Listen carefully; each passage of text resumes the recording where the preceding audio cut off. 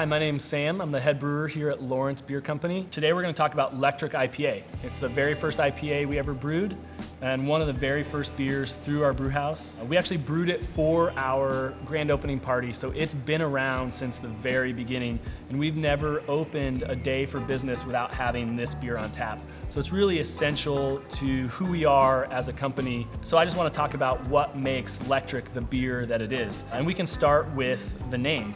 In all the excitement and build up to opening and building a brewery, didn't give much thought to the names of the first beers we were going to produce. The idea being that we're going to make new beers all the time, so we could name a beer, it would move on, and something else would replace it. So I named this beer as a joke on a whim after the way my dad says the word electric, which is simply lectric. Electric. Lectric. Electric. Yep. Lectric. Electric. Lectric. That's what I said. It's electric.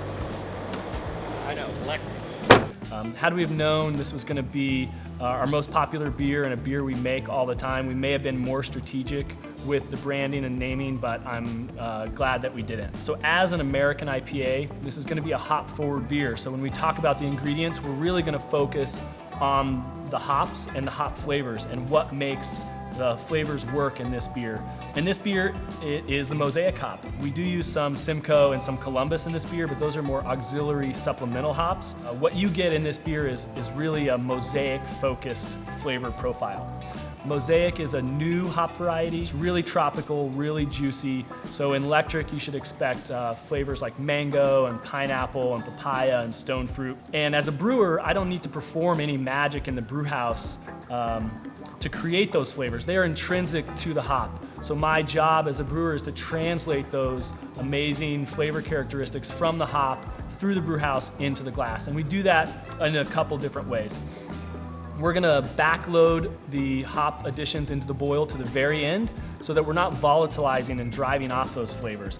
We're also gonna dry hop this beer. We dry hop this beer about 2 pounds per barrel, so we're adding fresh hops at the end of fermentation. And then the other secret to this beer is the malt bill. It actually improves the hop flavor. So in this beer, I chose to use German Vienna malt. It's not a traditional malt to be used in an American IPA.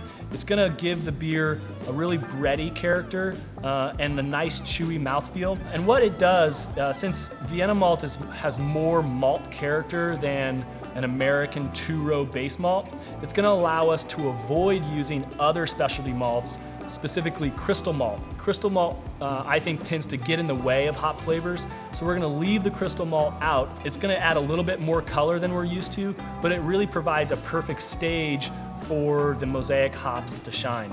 And this beer, you're gonna find a restrained bitterness. It's really present, but restrained, meaning that it's gonna entice you to have another drink. It's a pleasing bitterness that just makes you wanna keep drinking this beer over and over. So cheers.